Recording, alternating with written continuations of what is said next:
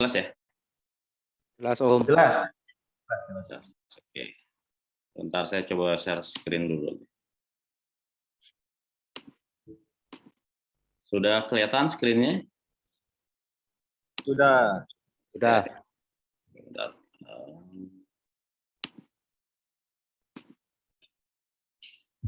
Oke, bismillahirrahmanirrahim. Assalamualaikum warahmatullahi wabarakatuh. Salam sejahtera untuk kita semua. Alhamdulillah hari ini, pagi ini, weekend, saya senang sekali nih teman-teman, khususnya yang ikut join di webinar kemanusiaan pada hari ini, karena webinar kali ini agak sedikit spesial, karena uang pendaftarannya akan kita gunakan untuk mensupport kegiatan-kegiatan sosial kemanusiaan.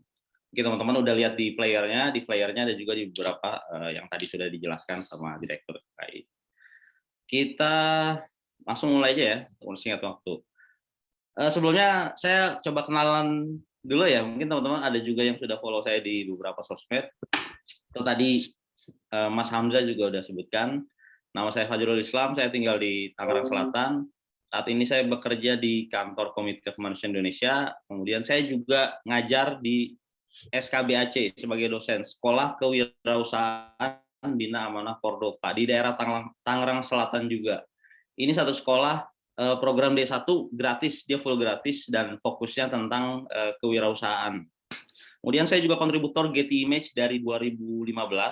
Jadi saya jualan foto di Getty Image dan juga beberapa platform lainnya.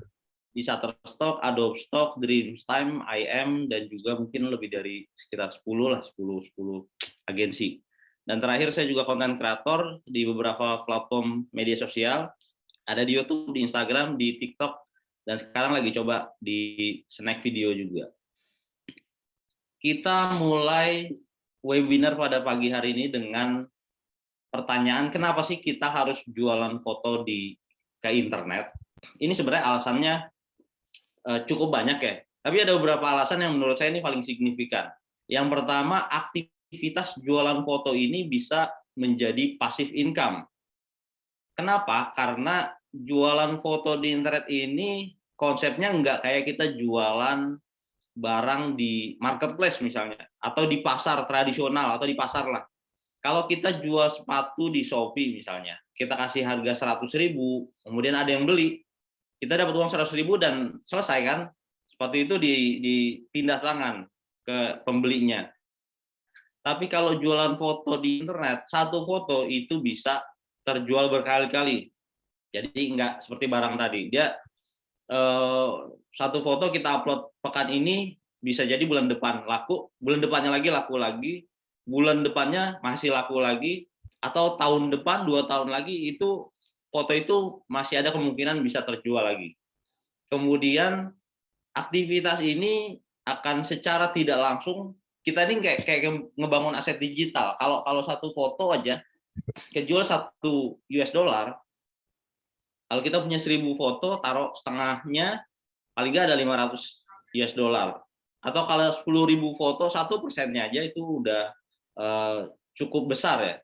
Dan terakhir, aktivitas ini kalau teman-teman mau nggak mau kan bakalan motret ya. Dan ketika motret, fotografi itu menjadi hobi.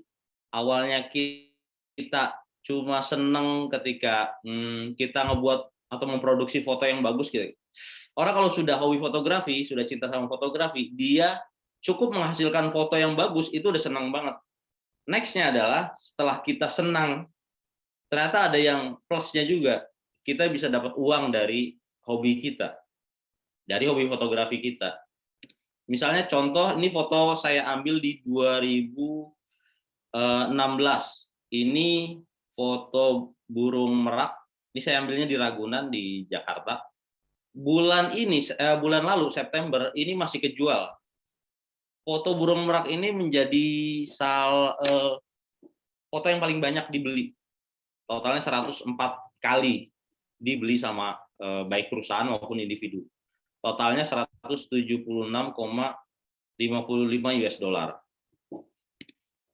Kemudian saya lupa ini 2018 atau 2019 ya. Saya ambil di Kota Tua di Museum Fathahillah ya. Ini sepeda yang disewain itu, ini kejual 86 kali, totalnya 18,38 US dollar. Kalau yang sebelumnya ini di Getty Image, yang ini saya jual di Shutterstock. Ini udah kejual 86 kali.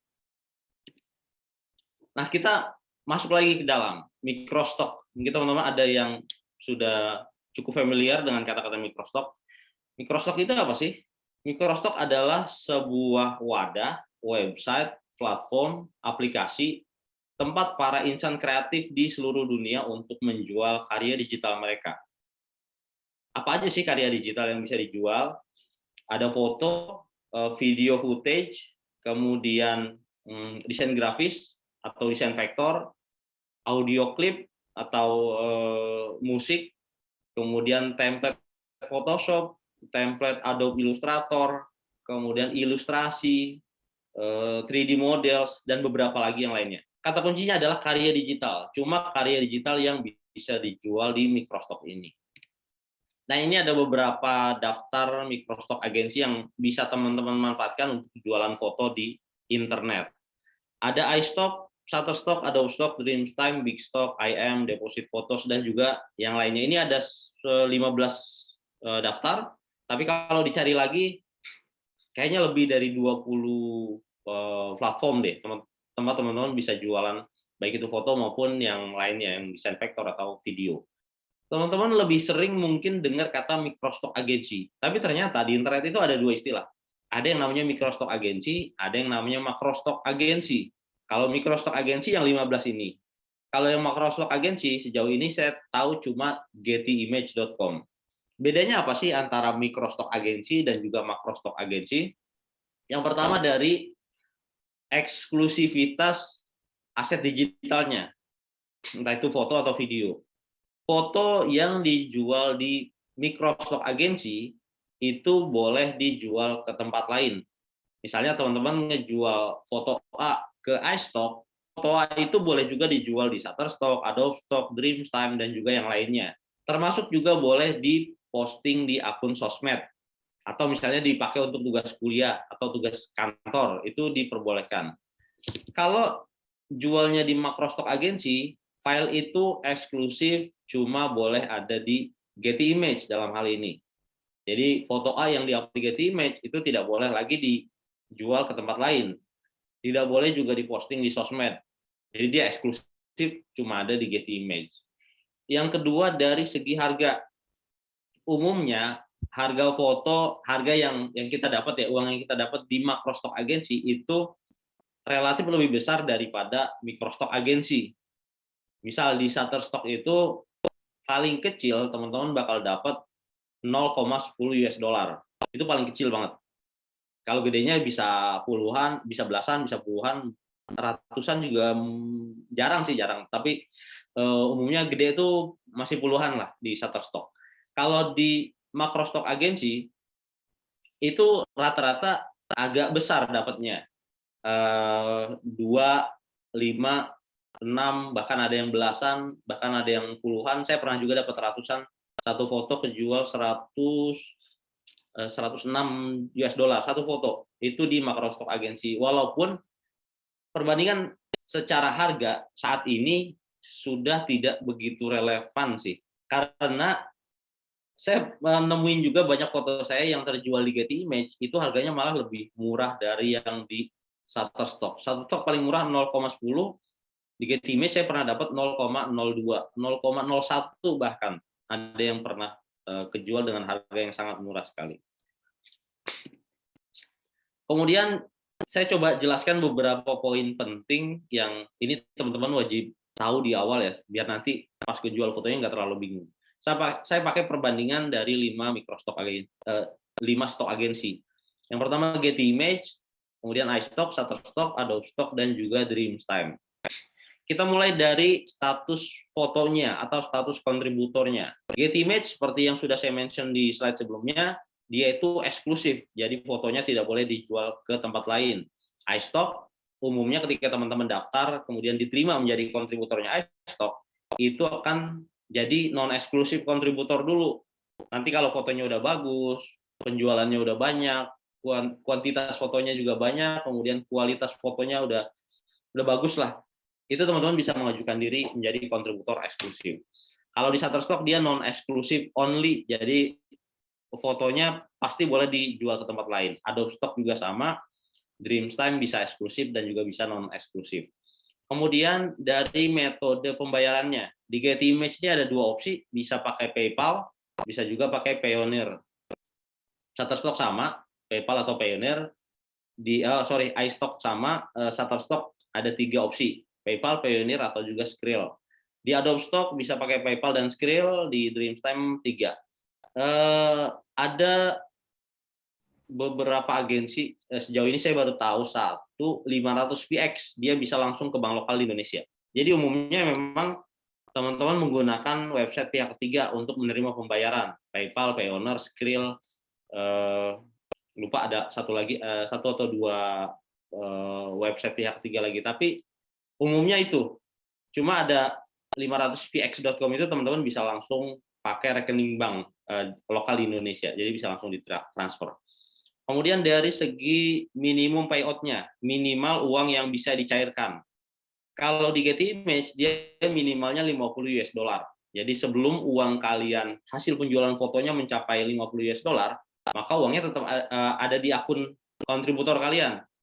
Dan itu aman. Jadi misalnya bulan ini udah ngejual 10 foto tapi masih $48 totalnya. Nah, itu tetap di akun kalian, belum bisa dicairkan. Nanti diakumulasi terus ke bulan-bulan berikutnya sampai dia mencapai minimum payout, baru nanti otomatis dicairkan ke PayPal misalnya. Kalau di iStock dia 100, Shutterstock 35, Adobe Stock 25, Dreamtime 100. Ada beberapa agensi yang dia cukup kecil minimum payout-nya. Di im.com kalau nggak salah sekarang itu $11. Kalau dulu dia nggak ada aturannya, jadi berapapun uang yang kalian dapatkan itu bisa langsung ditarik ke ke PayPal-nya. Di Figfair.com dia tidak ada aturan ini, berapapun uang yang kalian dapatkan itu bisa langsung ditarik ke PayPal. Kemudian dari royalty rate atau persentase yang akan kalian dapatkan ketika ada foto kalian yang terjual. Jadi kan kita nih konsep jualannya nggak kayak tadi ya, jual sepatu di Shopee kita jual 100.000, kita dapatnya 100.000. Tapi kalau jualan di microstock agency, kita jualnya 100.000, foto itu kejual $100, kita dapatnya royalti persentase sebesar di Getty Image ini 20%. Jadi $20 kalau foto itu kejualnya $100. Kalau di iStock dia tergantung status fotonya. Kalau non eksklusif dapatnya cuma 15%. Kalau eksklusif itu antara 25 sampai 45%, tergantung seberapa banyak foto kita yang terjual dalam 1 tahun. Semakin banyak yang terjual, maka prosentasenya semakin besar, mulai dari 25 sampai 45. Begitu juga di Shutterstock, dia sama juga pakai leveling. Jadi kalau dalam 1 tahun ini baru kejual, misalnya bulan Februari kejual 100 foto, kita dapatnya 15%. Begitu sampai next 101, 102, 103 itu udah 20%. Jadi naik 15, 20, 25 sampai nanti mentok di 40%. Kemudian di Adobe Stock dia flat di 33%, Dreamtime juga pakai leveling 25 sampai 50%. Terakhir dari metode untuk mendaftarnya. Nah, ini Getty Image dan juga iStock, dia teman-teman cuma bisa mendaftar melalui aplikasi mereka, namanya Contributor by Getty Image. Ikonnya huruf G warna biru, bisa di-download di Play Store ataupun di App Store. Dia ini satu holding company dan mereka menggunakan satu aplikasi yang sama. Jadi iStock ini aplikasinya bukan iStock Photos gitu ya. Kalau teman-teman searching di Play Store atau di App Store itu memang ada iStock. Cuma itu untuk pembeli. Kalau untuk kontributor, aplikasinya sama namanya, Contributor by Getty Image. Dia pakai satu aplikasi kontributor yang sama dan satu alamat website untuk kontributor yang sama juga, namanya isp.gettyimage.com. Kemudian Shutterstock dia bisa 2 metode, bisa lewat aplikasi smartphone, bisa juga lewat website. Alamat websitenya submit.shutterstock.com. Nanti di akhir kita akan belajar gimana cara daftarnya ya. Kemudian di Adobe Stock cuma bisa lewat website.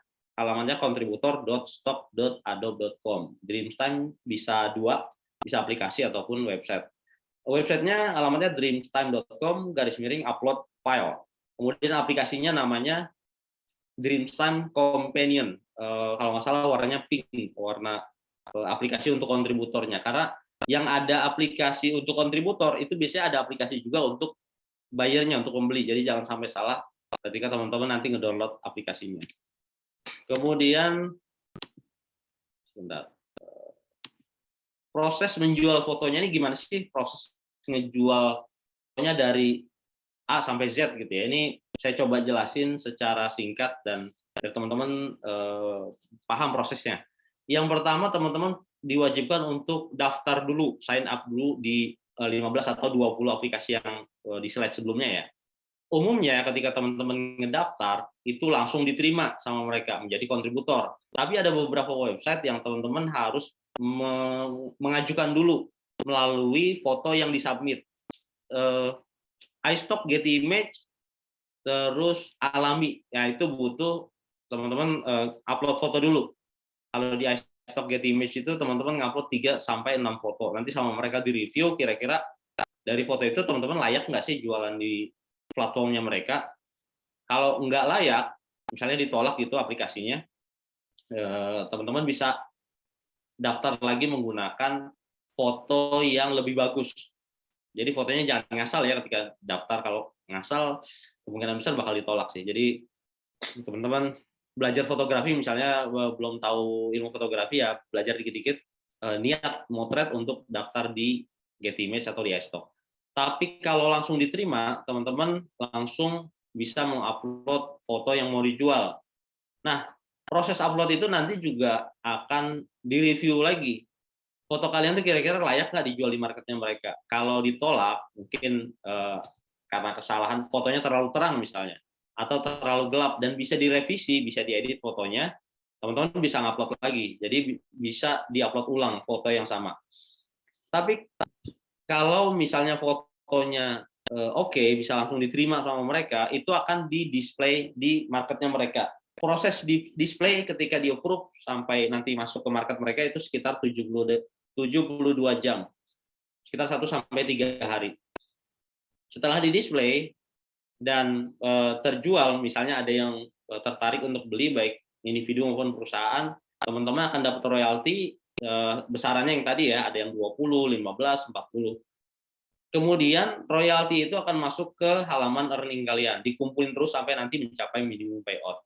Kalau udah mencapai minimum payout, dia akan otomatis masuk ke akun PayPal kalian. Setelah dipotong pajak. Potongan pajak ini cuma valid untuk transaksi dari Amerika. Jadi kalau yang beli orang Hong Kong, orang Saudi, orang Indonesia itu tidak ada potongan pajak. Tapi kalau yang beli orang Amerika, dia ada potongan pajak. Kalau teman-teman punya NPWP, potongan pajaknya 10%, kalau tidak punya itu 30%. Kemudian dari PayPal baru bisa ditransfer ke bank lokal di Indonesia, bisa BCA, Mandiri, BNI, BTPN, BRI, dan juga yang lainnya. Kemudian ini persyaratan umum, teman-teman, kalau mau jualan foto di internet, yang pertama minimal usianya 18 tahun. Jadi kalau belum 18 tahun, sabar-sabar aja, sambil nunggu usia 18 tahun, nyetok aja, kumpulin stok fotonya sampai banyak. Jadi begitu 18 tahun bisa langsung digas, di-upload aja foto-fotonya. Kemudian format filenya umumnya JPEG, JPG atau JPG. Kalau teman-teman motret pakai handphone itu formatnya udah pasti JPEG. Ada beberapa website yang formatnya itu bisa .tif atau juga .png. Font5 itu bisa .tif, bisa .png. 123RF itu bisa .png. Shutterstock itu bisa .jpeg dan juga bisa .tif. .tif ini biasanya desainer suka pakai yang format .tif. Kemudian minimal resolusi fotonya umumnya adalah 4 megapiksel. Ada beberapa platform yang di bawah 4 megapiksel, misalnya di Shutterstock ataupun di iStock dia 3,8 megapiksel, di Font5 itu 2 megapiksel. Ini mungkin teman-teman masih ada yang bingung karena beberapa saya bikin konten ada yang tanya. Megapiksel keliru, megapiksel dan juga megabyte.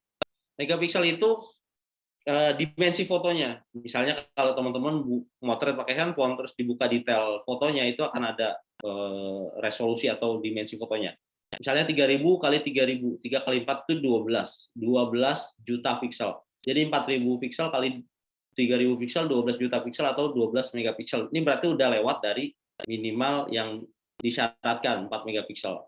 Kalau megabyte itu file size-nya, ukuran filenya, bukan resolusi fotonya.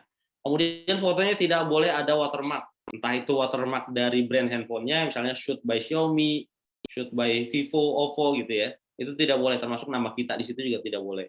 Atau timestamp ya. Kadang-kadang kita motret pakai handphone terus ada waktunya di foto kapan gitu, itu tidak boleh juga dijual, tidak bakal diterima. Dan terakhir persyaratan teknis lainnya, fotonya tidak boleh terlalu terang, tidak boleh terlalu gelap, tidak boleh shaky, tidak boleh oversaturate. Oversaturate tuh warnanya tuh terlalu ngejreng gitu ya, sampai dia enggak real.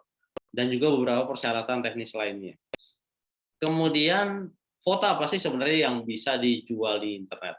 Nah ini pada dasarnya semua jenis foto itu bisa dijual di internet. Maksudnya ternyata ada yang membutuhkan. Misalnya foto ini foto blur, full blur di Taman Menteng di daerah Bintaro. Ini saya motretnya juga nggak sengaja waktu ngetes autofocus lensa, ternyata tercipta foto ini, iseng-iseng saya jual di Getty Image. Oh ternyata banyak yang butuh foto seperti ini. Ada beberapa desainer yang komen di konten saya dan mereka bilang foto kayak gini biasanya dipakai untuk background entah itu flyer, brosur, banner dan juga yang lainnya. Foto ini udah kejual 4 kali, totalnya 63,41 US dollar. Kalau nggak salah bulan September masih ada yang beli foto ini. Kemudian ini juga di luar dugaan, ternyata foto ini laku. Saya iseng-iseng waktu ngantar istri ke swalayan beli baju, kemudian iseng-iseng motret tumpukan celana, oh ternyata banyak yang butuh. Saya juga masih belum tahu nih foto-foto kayak gini, selain mungkin buat ilustrasi di media, buat apa lagi gitu ya. Ini totalnya 6 kali kejual, 80,51 US dollar, tumpukan celana. Ini juga di luar dugaan banget, ini foto receh yang sangat tidak estetis. Kalau teman-teman lihat di sini semangkanya masih kotor kulitnya, terus nggak ada diedit segala macam, kulitnya nggak dialusin gitu ya kalau di Photoshop. Tapi ternyata foto kayak gini bisa laku lumayan gede, 107,96 US dollar totalnya. Ini kejual 3 kali. Kemudian ini satu foto yang paling mahal yang saya punya. Ini masterpiece-nya lah. Totalnya 232,49 US dollar. Kejualnya 18 kali. Cuma foto remote. Teman-teman di rumah pasti punya TV dan pasti punya remote-nya ya. Ini saya foto pakai kertas HPS atau kertas karton, saya lupa. Tapi ternyata foto kayak gini, ini banyak yang butuh. Foto receh. Nah, biar teman-teman nggak terlalu random ya, foto apa aja di foto gitu, benda-benda nggak jelas gitu ya. Saya coba kasih beberapa tema yang bisa teman-teman ikutin untuk diambil stok fotonya. Yang pertama adalah daily life. Aktivitas sehari-hari kita itu kalau teman-teman abadikan, itu hasil fotonya bisa dijual ke internet. Maksudnya banyak yang membutuhkan aktivitas manusia yang yang diambil secara candid dan alami gitu ya. Misal teman-teman lagi jalan di tengah kota sambil motret-motret gitu ya, cuacanya cerah, kemudian kita sambil selfie atau minta tolong teman kalian buat pura-pura selfie, pura-pura motret, kita foto dan hasil fotonya ini bisa banget dijual di internet. 4 foto ini udah pernah laku, totalnya saya lupa, tapi yang pojok kanan atas ini anak saya lagi main Lego, ini sekitar 80 US dollar. Lagi nonton TV, lagi dicukur rambutnya, itu hasil fotonya bisa banget kita jual ke internet dan banyak yang membutuhkan. Kemudian tema bulanan atau kalau di Getty Image atau di iStock itu istilahnya brief, kalau di Shutterstock istilahnya shoot list dari tiap agensi. Jadi umumnya tiap agensi itu akan mengeluarkan tema-tema foto yang lagi banyak dicari di platform mereka. Entah itu bulanan, entah itu pekanan. Dia tiap-tiap platform tuh beda-beda ngeluarin temanya.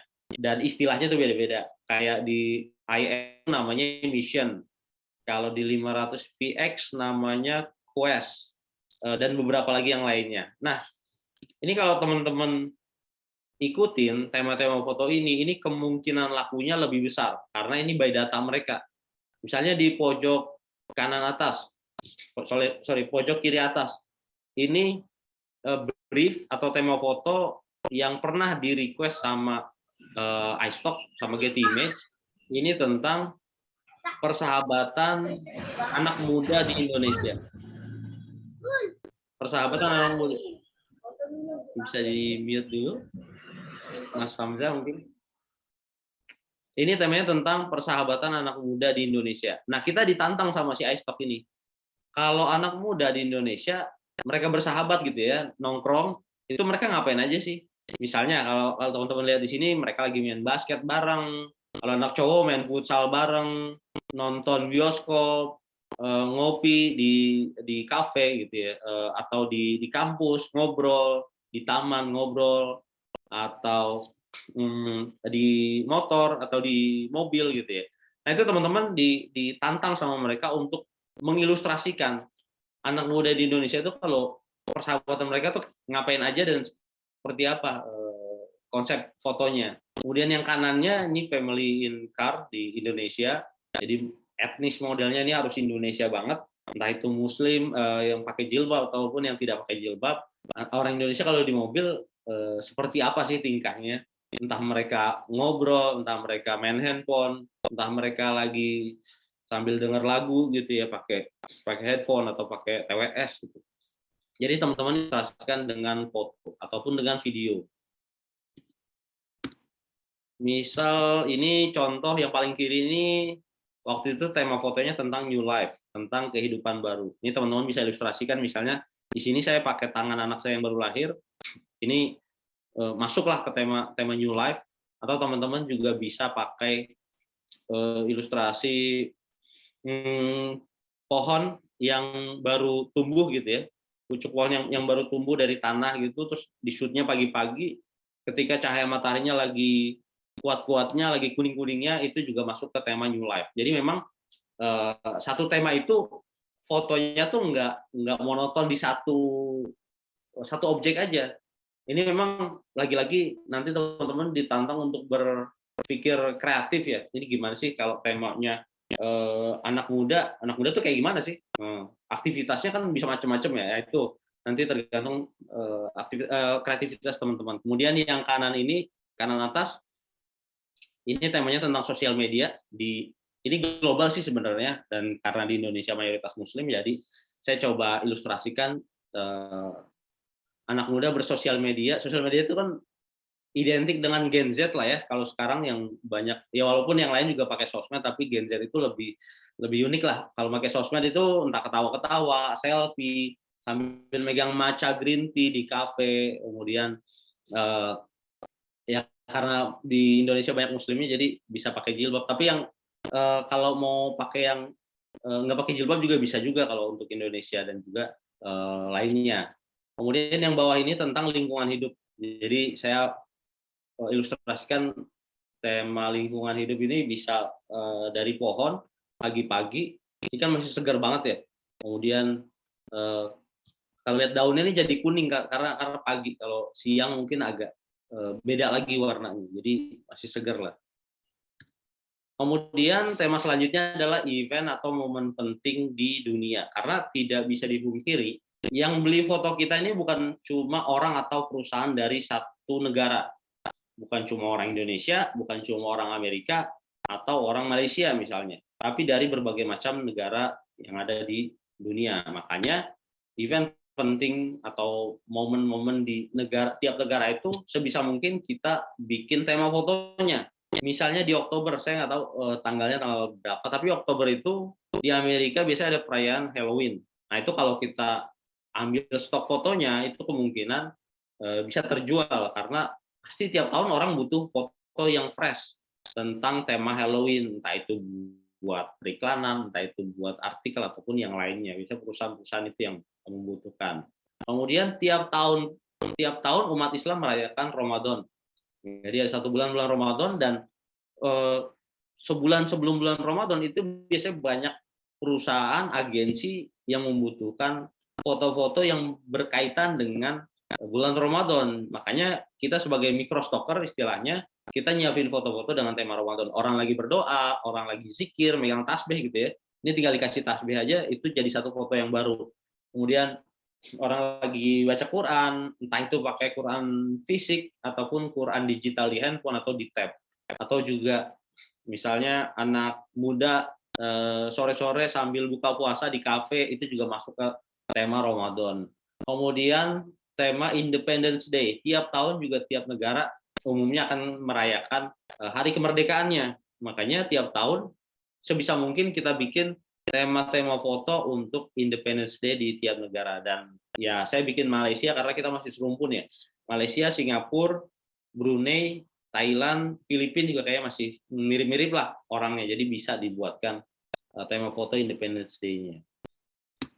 Yang selanjutnya ada portrait dan juga studio shoot. Jadi kalau teman-teman motret di dalam studio dengan background yang polos, entah itu putih, hitam, ataupun abu-abu atau warna yang lainnya, itu juga banyak diminati oleh perusahaan-perusahaan untuk ilustrasi ataupun untuk periklanan mereka. Dan foto-foto kayak gini biasanya lebih mudah untuk ketika proses editing ya, dimasukin ke desain mereka, itu lebih mudah untuk nyocokinnya dengan desain mereka.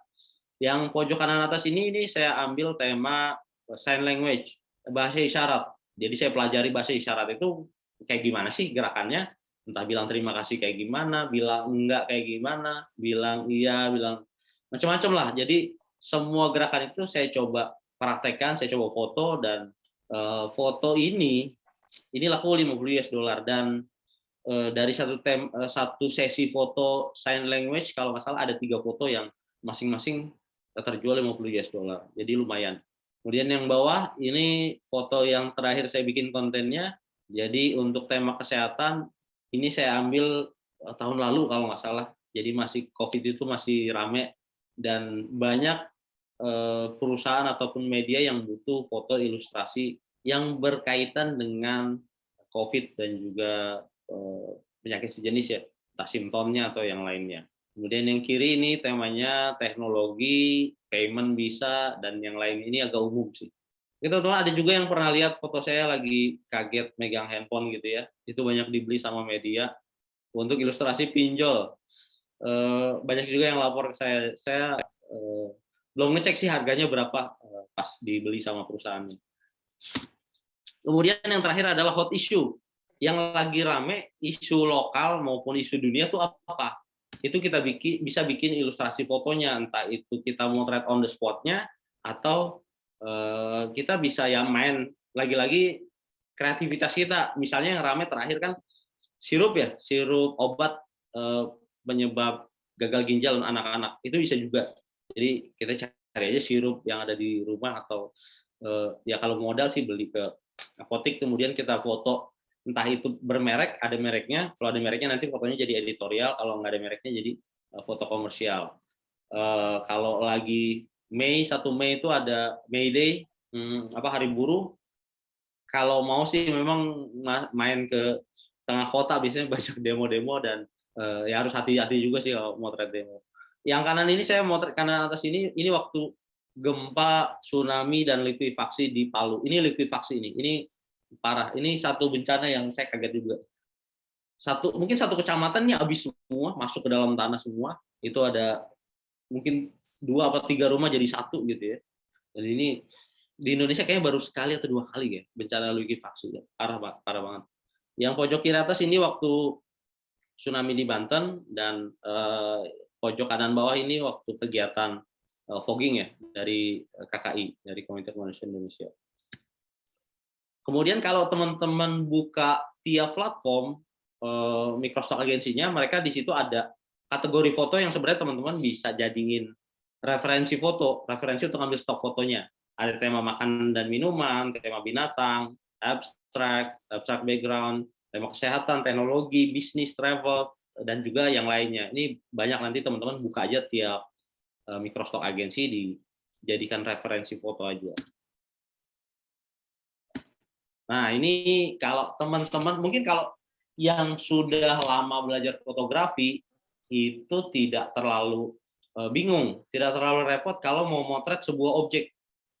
Karena udah tahu basicnya. Tapi buat teman-teman yang mungkin belum tahu basic fotografinya, atau baru mulai, atau baru senang motretnya, tapi belum tahu cara motret yang seperti apa, itu akan kesulitan.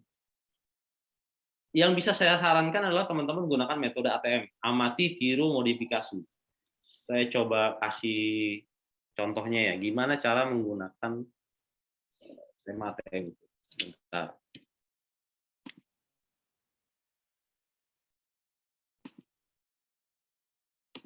Misalnya, ini udah kelihatan ya.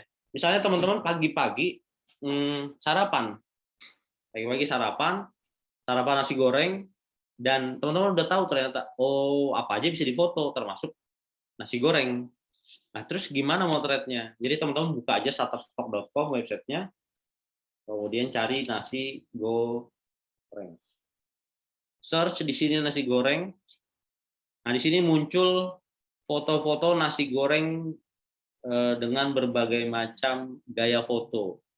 Teman-teman perhatikan, amati, cari yang sekiranya mudah ditiru. Ini gampang nih. Jika nanti nasi gorengnya ya nggak harus sama ya. Jadi tinggal taruh nasi goreng, entah itu kali ini di batu, bisa di meja, bisa di kursi, mungkin kursinya bagus gitu ya, rata, motifnya kayu mungkin, terus kasih sendok di sebelah kiri, teman-teman motretnya angle-nya high angle 45 derajat, agak deketin, jadi agak detail gitu ya ke nasi gorengnya. Teman-teman lihat sekeliling nasi goreng ini, yang teman-teman lihat cuma nasi goreng. Jadi kalau teman-teman motret di sekeliling objek utamanya ini ada benda yang sekiranya dia nggak relate, nggak ada hubungannya sama nasi goreng ini. Kalau sendok kan dia ada hubungannya kan, karena ini makanan, jadi butuh alat. Tapi misalnya di sebelah pojok kanan atasnya ada ember gitu ya, itu kan nggak relate. Nah, itu harus disingkirin. Ada apalagi misalnya gunting, itu harus disingkirin. Ada tisu, tisu masih sih, cuma nanti peletakannya aja dirapihin, disesuaikan.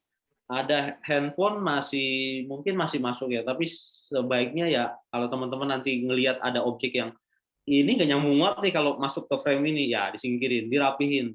Jadi ketika orang ngelihat foto nasi goreng ini, orang langsung fokus objek utamanya nasi goreng. Atau kita cek lagi yang lain, yang mudah ditiru. Ini juga masih oke nih ya, teman-teman pakai alas serbet di meja. Kalau ini sumpit, kalau kita pakai garpu, mungkin garpu sama sendok, motretnya dari atas, persis dari atas, istilahnya flat lay. Ini mudah juga. Atau yang tangan tadi, ini mudah juga buat ditiru, minta entah anak, istri, suami, saudara, atau teman kos buat megang nasi gorengnya, kita motretnya dari atas, flat lay juga. Background bawahnya sebaiknya polos ya, biar mata tuh langsung fokus ke objek utamanya, yaitu nasi goreng. Nah, kira-kira itu tips kalau teman-teman bingung mau motretnya kayak gimana. Kita balik lagi ke slide-nya.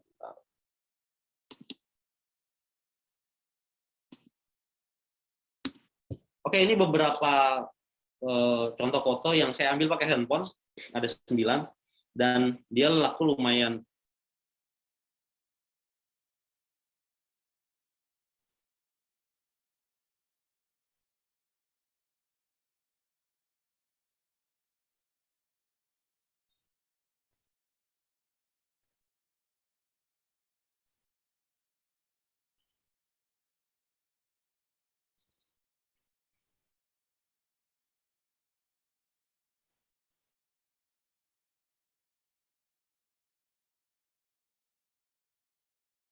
Halo?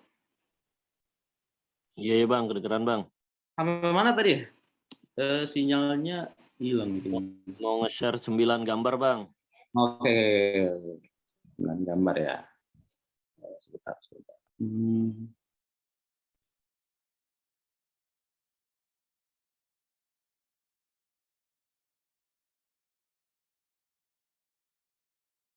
Oke, lanjut ya. Ini 9 foto yang saya ambil pakai handphone dan laku lumayan beberapa lumayan mahal di internet. Yang pojok kiri atas ini saya ambil pakai Samsung A7. Ini totalnya 222 US dollar. Terjual 23 kali.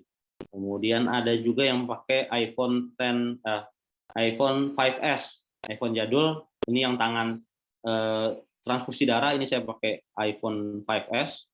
Kemudian ada juga yang pakai Xiaomi, yang kabel gigi tikus ini pakai iPhone juga, iPhone 5S. Yang tengah ini Xiaomi kalau nggak salah, ini jus apa? Buah naga. Ini totalnya kejual 4 kali 15,17 US dollar. Jadi apakah jualan foto pakai handphone itu bisa? Sebenarnya bisa. Kalau pertanyaannya bisa, jawabannya bisa. Tapi apakah maksimal? Menurut saya nggak maksimal, karena bagaimanapun perusahaan ini membutuhkan foto-foto dengan kualitas fotonya ataupun kualitas filenya yang besar. Semakin bagus, semakin besar sensornya, semakin dari filenya, kemudian dari kualitas fotonya, kualitas gimana cara motretnya, itu juga sangat diperhitungkan. Tapi buat teman-teman yang saat ini cuma ada handphone, menurut saya dimaksimalkan aja, sambil teman-teman nanti belajar gimana cara motretnya, dan juga belajar gimana cara jual fotonya. Kalau itu dua itu udah mulai jalan, tinggal nabung aja buat beli kamera yang mungkin kalau low budget, cari yang second juga sekarang banyak sih. Mirrorless second itu udah lumayan 3 juta, itu udah ada seharga handphone ya. Udah ada juga Canon atau saya pernah pakai Olympus EPL 5 atau 6 gitu ya, dan itu termasuk murah sih harganya. Ini unik juga menurut saya yang foto sisa makanan. Jadi umumnya kalau kita motret kan sebelum makanan itu dimakan ya, itu umum ya, orang-orang kalau suka motret itu pasti sebelum makanan dimakan kita foto dulu. Tapi ternyata foto sisa makanan itu juga bisa dijual di internet. Foto ini laku 5 kali, totalnya 8,93 US dollar. Foto-foto kayak gini bisa dipakai untuk ilustrasi artikel ataupun berita tentang makanan sisa atau membuang-buang makanan atau apa gitu bahasa Inggrisnya, saya lupa. Pernah juga saya lihat artikelnya. Kemudian selanjutnya ini kita balik lagi sebenarnya kawal, karena waktu saya bikin konten ini baik juga yang tanya, orang Indonesia ini belum terbiasa dengan menghargai hak cipta kali ya. Jadi kadang mereka bilang, ini siapa sih sebenarnya yang beli foto-foto receh kayak tadi, foto-foto semangka, foto tumbukan celana, foto sisa makanan. Tapi ternyata kalau di luar itu selain kesadaran orangnya, mungkin penegakan hukum tentang hak cipta juga cukup ketat kali ya. Siapa aja sih sebenarnya yang butuh, yang beli foto-foto tadi itu? Ada perusahaan media, penerbit, desainer grafis, penulis artikel, admin medsos, agen periklanan, agen perjalanan, marketer, dan juga yang lainnya. Dibeli untuk apa? Untuk pelengkap desain brosur, spanduk, banner, foto pendukung di sebuah artikel maupun berita, baik itu media cetak maupun media elektronik. Bahkan iPhone, Samsung itu beberapa kali pernah juga beli footage video di Getty Image dan mereka pakai untuk iklan di sosmednya mereka. Kemudian untuk cover buku, saya pernah satu foto gorila itu dipakai untuk cover buku tentang primata gitu ya. Kemudian desain kalender dan juga yang lainnya. Kalau ada lagi yang bertanya kayak gini, kan foto receh tadi itu kan gampang ya diambilnya ya, dibikinnya gampang. Kenapa nggak motret sendiri? Kenapa harus beli? Kalau secara individu betul sih gampang, motor kayak gitu tuh gampang. Tapi kalau berpikir secara corporate, perusahaan, itu akan lebih rumit lagi. Karena perusahaan-perusahaan ini yang mereka beli foto di internet umumnya kebutuhan stok fotonya itu reguler tiap hari dan dalam jumlah yang besar. Jadi kalau sehari 100 foto aja, Kalau individu sih masih bisa mungkin 100 foto, tapi kalau perusahaan ya lebih ribet. Terlebih mereka butuh foto yang sangat beragam. Foto dari satu tempat ke tempat yang lain, dari satu destinasi wisata ke destinasi wisata yang lain, dari satu objek ke objek yang lain. Itu akan sangat ribet, dan secara cost kalau mereka meng-hire fotografer, mereka siapin asuransi kesehatannya, gajinya, dan yang lainnya, itu lebih besar yang harus mereka keluarkan ketimbang mereka beli aja di Microstock Agency 100 US dollar sebulan unlimited, mereka bisa download berapapun, itu lebih murah. Atau juga misalnya ilustrasinya kayak gini, kalau agen periklanan travel agency butuh foto untuk brosur atau artikel mereka tentang Kapadokia di Turki, kalau mereka nge-hire fotografer, mereka harus siapin akomodasi, transportasi, fee-nya, dan juga yang lainnya.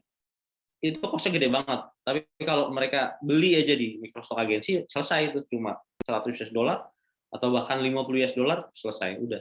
Jadi secara cost lebih murah malah. Ini tips jualan foto di internet.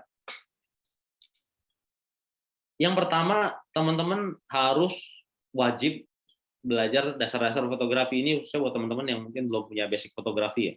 Karena produk yang dijual fotografi atau nanti videografi, ini teman-teman wajib banget minimal dasar-dasar. Teman-teman coba nanti searching tentang segitiga exposure, itu wajib untuk teman-teman pahami segitiga exposure. Kemudian teman-teman juga harus belajar tentang komposisi di fotografi itu apa aja, itu banyak. Ada dead center, simetris, ada full negative space, ada pattern dan juga repetition, dan juga yang lainnya, itu banyak. Terus teman-teman juga wajib juga belajar angle. Ini dasar-dasar nih. Angle di fotografi itu juga wajib dipelajari supaya nanti fotonya itu beragam. Jadi kalau kita motret satu objek, itu kalau kita paham angle di fotografi, kita paham tentang komposisi, kita dari satu objek ini bisa dapat banyak stok foto. Kita motret dari atas, ini satu foto. Terus geser, kita pakai rule of third, objeknya di sebelah kiri atau kanan, itu bisa dapat 3 foto. Angle-nya dirubah sedikit 45 derajat, itu dapat 1 foto. Ke bawah lagi, low angle atau frog eye, itu bisa dapat 1 foto. Jadi 1 foto dengan berbagai macam teknik, satu objek dengan berbagai macam teknik foto, itu kita bisa dapat banyak stok foto, dan itu sangat membuat kesempatan foto kita terbeli itu lebih besar. Yang kedua, jangan nyerah kalau ditolak agensi. Jadi ketika teman-teman jualan foto, upload foto, terus disubmit di slide awal tuh, di proses jualan foto itu kan ada tuh. Foto kalian akan direview sama si agensinya, kira-kira lolos nggak? Dan banyak banget nih pengalaman teman-teman yang ngupload foto ternyata ditolak, di-reject sama Shutterstock ataupun agensi yang lainnya dengan berbagai macam alasan. Nah, jangan nyerah sampai di situ, tapi teman-teman evaluasi kenapa bisa ditolak, apakah bisa direvisi atau tidak. Kalau bisa direvisi, teman-teman belajar gimana cara ngerevisinya. Misalnya fotonya terlalu gelap, ya udah terangin sedikit. Pakai apa? Bisa pakai Adobe Lightroom, bisa pakai Snapseed, bisa pakai Photoshop. Atau misalnya ternyata penolakannya ini tidak bisa direvisi. Kalau saya hematnya, gampangnya tuh tinggal aja. Jadi jangan stuck di yang foto ditolak itu. Jadi kalau foto ditolak tidak bisa direvisi, udah tinggal kita nikmatin proses motretnya. Jadi balik lagi ke senang-senang buat motretnya. Kemudian yang ketiga, upload foto sesuai tren dulu, baru foto yang random.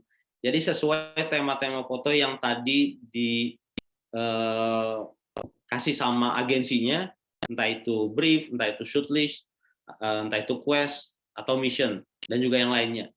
Nanti kalau udah mentok, misalnya ini ada satu tema tapi modelnya harus Caucasian, harus orang Eropa, dan kita agak ribet lah kalau harus pakai model itu, dan mentok dari situ, baru teman-teman upload foto yang random, itu diperbolehkan. Jadi apapun bisa teman-teman foto.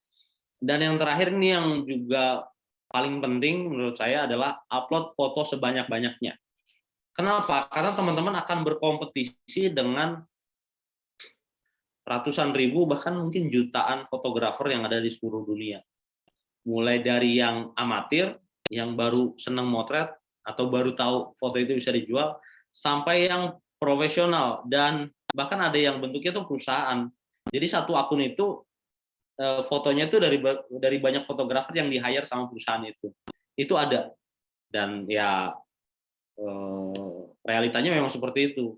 Makanya sebisa mungkin untuk memperbesar kesempatan foto kalian ditemukan sama orang, kemudian diminati, dibeli, akhirnya terjual, itu semakin besar kalau fotonya banyak. Tapi kalau fotonya baru 10, 100, sedangkan di satu platform itu ada 10 juta foto, wah itu udah susah banget. Kesempatannya itu lebih kecil lagi. Kontrol kuantitasnya, perbanyak fotonya, kemudian kontrol juga kualitas fotonya. Awal-awal mungkin teman-teman kalau belajar fotografi ya fotonya masih biasa-biasa. Tapi kalau memang ditekuni belajar fotografinya, insya Allah nanti tekniknya lebih bagus, lebih banyak lagi, lebih beragam lagi, lebih bagus lagi kualitasnya. Setelah itu baru terakhir adalah keywordnya. Jadi nanti teman-teman kalau nge-upload foto itu harus ada masukin keyword, deskripsi dan keyword itu jangan ngasal. Keyword itu harus sesuai sama foto yang mau kita upload karena keyword itu menjadi salah satu faktor, salah satu elemen foto kalian bisa ditemukan sama buyer, sama calon pembeli. Jadi lewat algoritma si mesin pencari, salah satunya lewat keyword itu. Deskripsi itu nomor 2, pertama keywordnya. Jadi keywordnya harus benar-benar tepat. Dan terakhir kita praktek dulu ya, gimana cara daftar di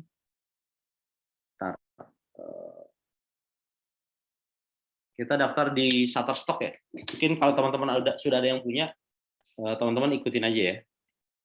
Sebentar saya share screen Shutterstock.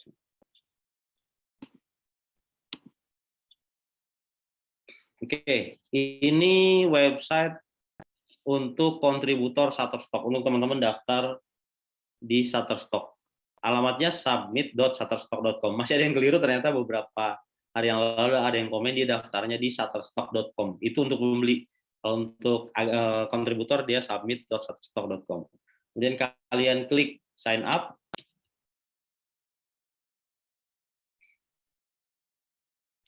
Terus di sini full name ya. Full name ini harus nama sesuai dengan KTP. Jadi jangan nama samaran, jangan cuma satu kata. Misalnya teman-teman namanya cuma satu kata, itu kalian tambahkan spasi dan titik aja di akhir. Misalnya namanya cuma Fajrul. Nah ini kan merah nih. Please enter your name, your first dan juga last name. Berarti kan butuh minimal 2 suku kata. Kalau cuma punya satu suku kata, tinggal spasi, enter, titik. Ini selesai. Fajrul Islam. Nah, ini display name adalah nama yang akan terlihat di portofolio kalian. Kalau ini namanya di belakang, ibaratnya di dapurnya, di legalitasnya, kalau ini yang akan muncul di credit title-nya, di fotonya. Kalau ada orang beli kadang suka nyantumin di fotonya siapa. Nah, ini nama ini yang muncul. Fajrul Islam di display name ini sudah ada yang pakai, berarti teman-teman boleh pakai yang lain. Jadi dia nggak harus nama legal kita, nggak harus nama yang sesuai KTP, boleh nama panggilan, boleh nama yang lain. Nah, misalnya kayak gini ya, ini bebas saja. Kemudian email address ini wajib email yang aktif, bukan wajib sih sebenarnya, tapi yang memudahkan adalah email yang aktif yang ada di entah di handphone kita atau di laptop yang bisa diakses saat itu juga. Jadi bisa langsung tektokan. Saya pakai email ini.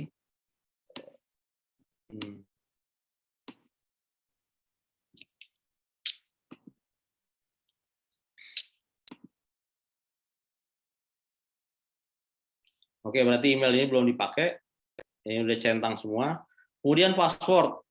Teman-teman baca di sini 8 karakter minimalnya, harus ada uppercase letter, huruf besar, harus ada satu huruf kecil dan harus ada angka. Jadi huruf besar, huruf kecil, dan angka itu harus dipadukan dalam satu kata. Misalnya, dan sampai saya salah ini nanti nggak bisa masuk. Jadi KKI bisa. K-nya besar, KKI bisanya kecil, 2022. Nah, KKI-nya besar semua, bisanya kecil, 2022. Nah, itu untuk angkanya. Kemudian kalau sudah, ini di checklist, saya usianya di atas 18 tahun. Kemudian klik next. Aja deh. Oke, ini kita sudah melakukan pendaftaran. Kemudian untuk verifikasi kita buka email ini. Kadang dia masuknya lama, kadang masuk ke folder spam. Kita tunggu aja ya. Bentar.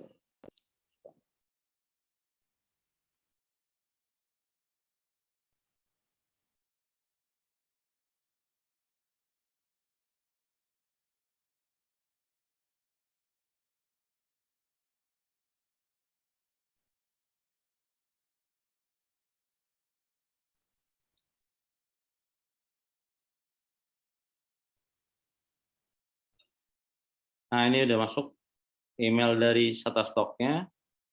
Kemudian kita verifikasi dengan cara klik here to verify your email. Oke, ini sudah selesai ya pendaftarannya. Tinggal kita lengkapi datanya. Negara Indonesia. Kemudian ini alamat. Ini teman-teman baca juga ini. Please fill the form below in English. Jadi harus dalam bahasa Inggris. Ini alamat. Boleh alamat rumah, boleh alamat yang di KTP. Alamat itu agak bebas sebenarnya karena tidak ada verifikasinya. Yang paling penting nama.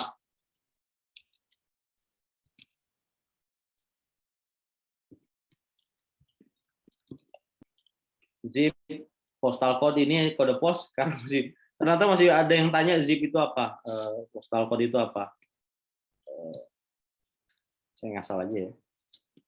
State, provinsi, dan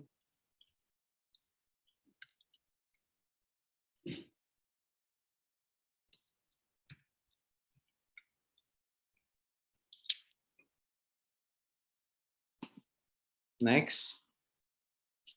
Nah, ini udah selesai. Ini saya sudah terdaftar menjadi kontributornya Shutterstock. Selanjutnya bisa langsung upload fotonya atau kita ke dashboard.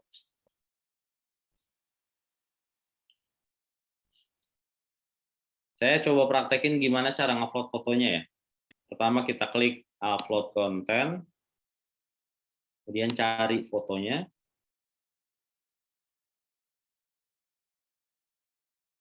Misal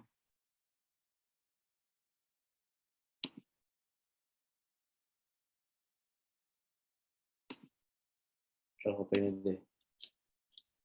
Ini teman-teman juga bisa baca fotonya JPEG minimal 4 MB, untuk video .mov atau .mp4 durasinya antara 5 detik sampai 60 detik atau 1 menit.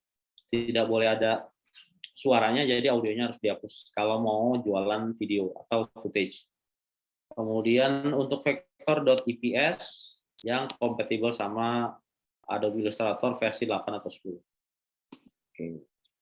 Ini klik next.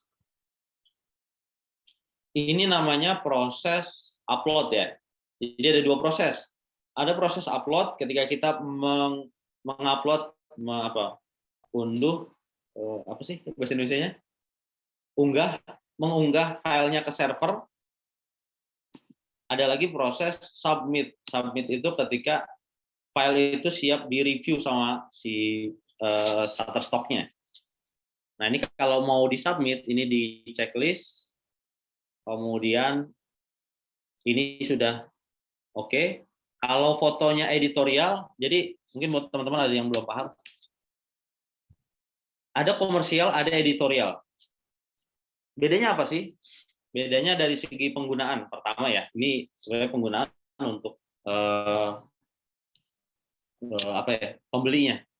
Foto editorial cuma boleh digunakan untuk kebutuhan editorial, pelengkap artikel di sebuah blog, berita, media, baik cetak maupun online. Jadi cuma untuk kegiatan editorial, tidak boleh digunakan untuk kegiatan komersial, untuk iklan, untuk aplikasi, brosur segala macam, pokoknya nggak boleh lah. Kalau foto komersial dia secara penggunaan lebih fleksibel, fotonya boleh digunakan untuk semua kegiatan komersial dan juga boleh dipakai untuk kegiatan editorial. Jadi sebisa mungkin sebenarnya teman-teman kalau mau motret foto komersial aja. Terus dari beda fotonya apa? Jadi paling gampang membedakannya begini. Teman-teman asumsikan semua foto adalah foto komersial. Oke? Foto apapun itu adalah semua foto komersial. Kecuali yang pertama, foto itu ada objek manusianya, kayak foto ini. Mute dulu. Semua foto komersial, kecuali yang pertama ada objek manusianya. Seperti ini ada objek manusianya. Foto seperti ini, ketika teman-teman tidak punya model rilisnya, maka foto itu masuk foto editorial. Oke ya, paham ya? Semua foto komersial, kecuali foto itu ada objek manusianya dan teman-teman nggak punya model rilisnya, maka foto itu masuknya foto editorial. Di foto itu ada karya seninya. Misalnya kalian motret patung, itu kan karya seni itu. Dan kalian tidak punya properti rilisnya, maka foto itu masuknya foto editorial. Atau lukisan, jadi teman-teman motret ruangan, ada tembok, ada lukisannya, teman-teman nggak punya properti rilisnya, maka foto itu masuk foto editorial. Teman-teman motret suasana di pasar, itu kan banyak orangnya tuh, itu nggak mungkin teman-teman mintain model rilisnya, maka foto itu masukin ke foto editorial. Termasuk street foto juga kan kita nggak mungkin minta izin bikin surat segala macam, maka foto itu masuk foto editorial.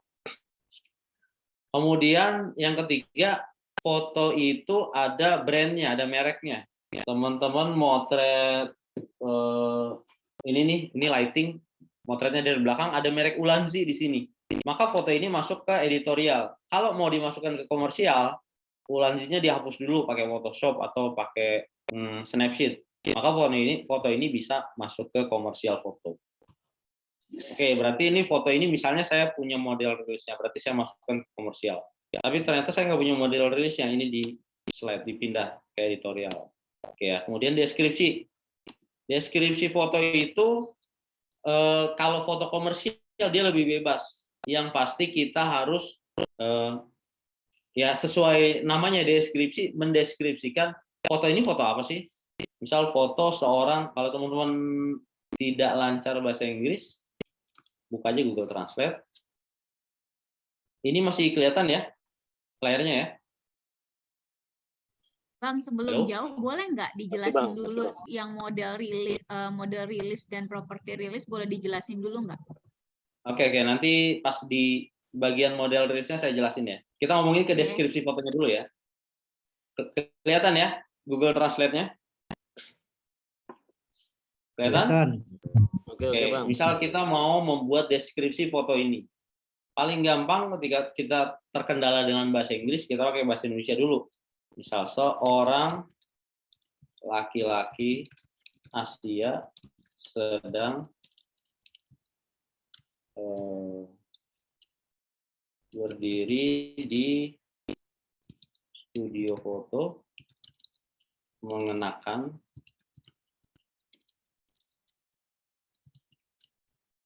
kaos polos warna kuning.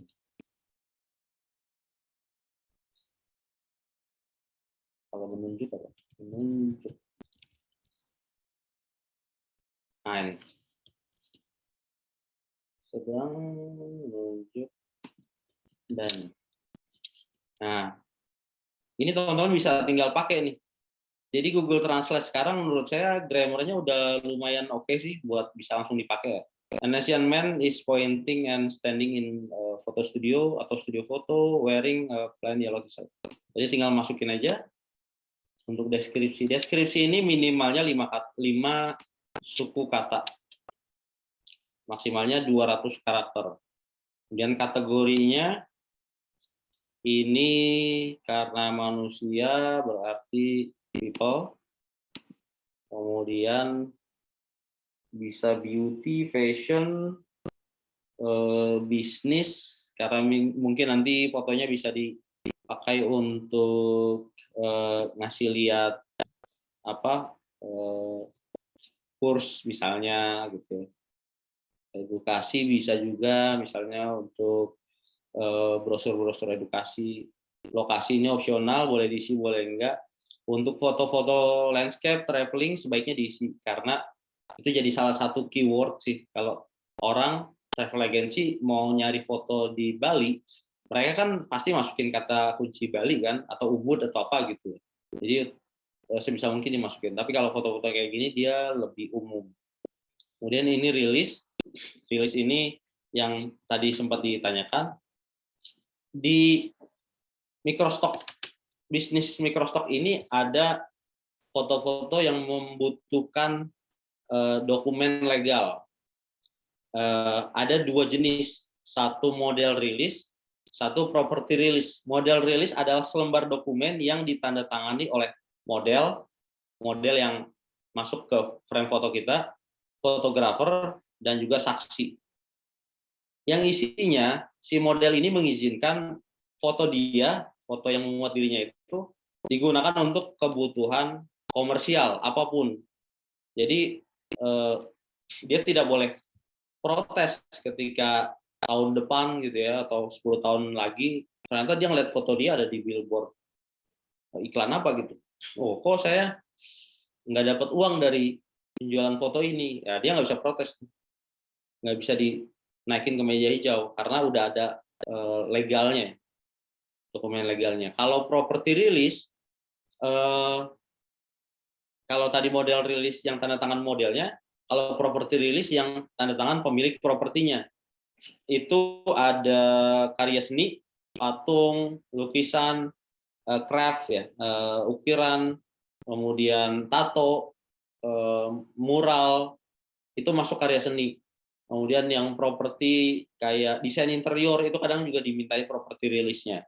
Kemudian rumah pribadi itu juga butuh property release. Jadi barang-barang properti pribadi itu butuh yang namanya dokumen untuk property release-nya. Gimana cara bikinnya? Di Shutterstock ini sangat mudah banget. Jadi mereka ini sudah bikin fitur untuk membuat rilis. Pertama, kalau ini kan foto saya sendiri dan ini butuh rilis, saya tinggal klik aja icon plus, kemudian tipe rilisnya, model rilis, ini new aja. Oh, sorry, ini harusnya ini tadi ke sini request release. Model tipenya, model rilis, continue, kemudian namanya, nama modelnya, email modelnya, kita pakai yang ini aja ya, biar langsung.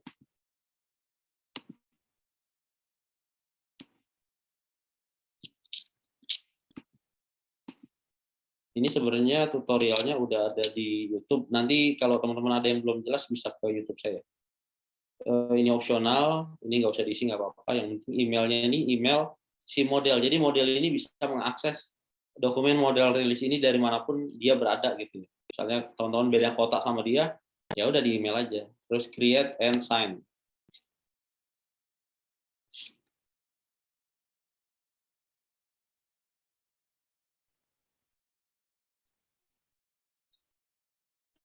Nah ini pakai DocuSign.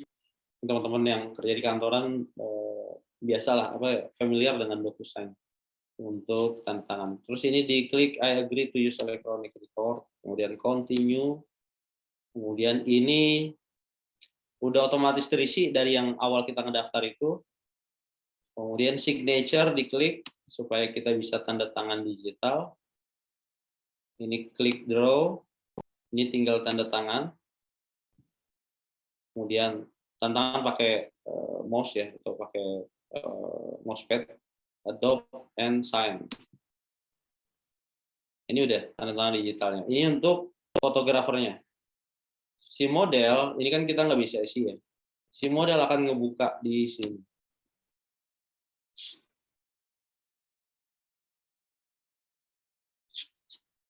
Sorry. Ini harus dikirim dulu. Ini oke, udah selesai.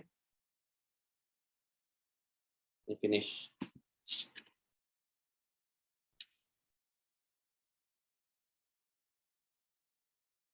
Request send, check your email for update. Nah, model nanti ngebuka email dia, jadi kita kasih tahu modelnya untuk dia ngecek email. Nah, ini udah masuk request untuk tanda tangan model rilis. Jadi si model bakal dapat email ini, dia harus review dokumennya, kemudian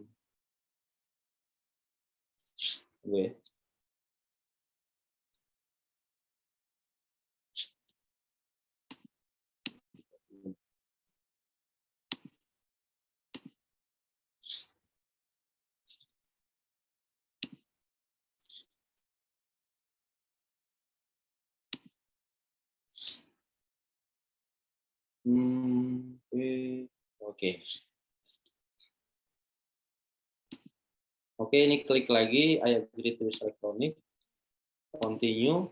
Nah, ini giliran si modelnya nih, ngisi biodata dia. Tadi kan si fotografer kan, di aplikasi kontributornya, si modelnya ngisi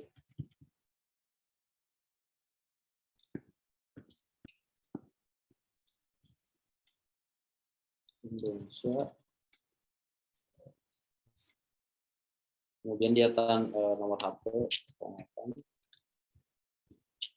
kemudian dia tanda tangan.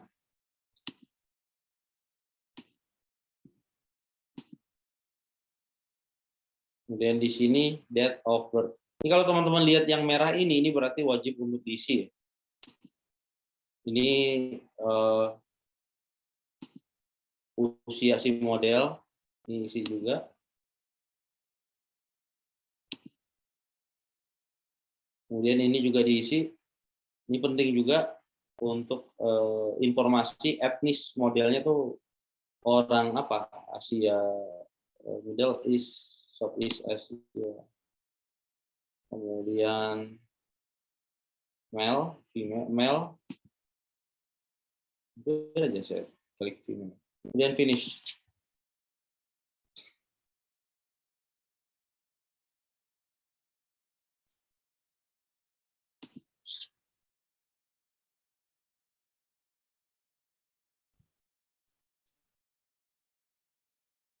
You have finish. Nah, ini si model sudah selesai menandatangani model rilis.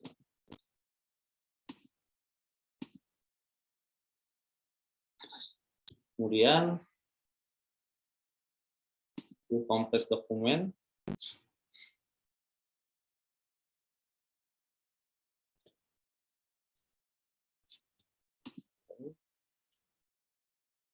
Nah, ini udah ya.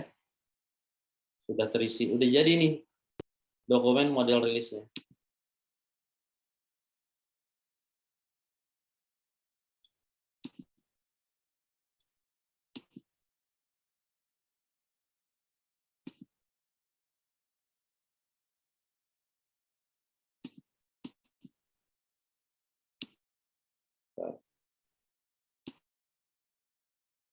Oke, sekarang submit.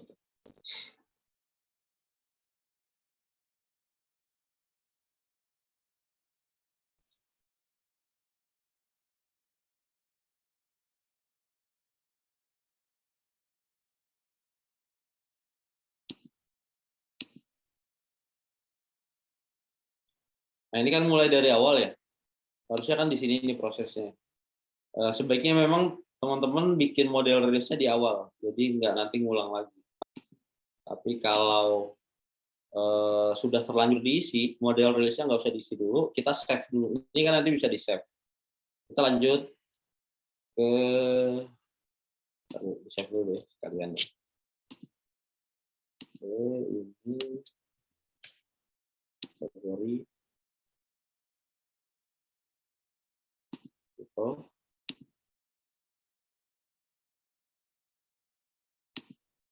Buka saja yang kedua. Nah, ini sudah masuk. Ini tadi model rilis yang kita bikin.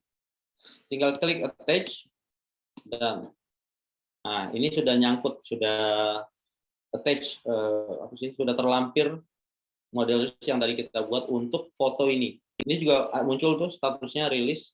Berarti foto ini sudah ada model rilisnya. Kemudian yang selanjutnya adalah kita harus mengisi keyword. Ini juga penting.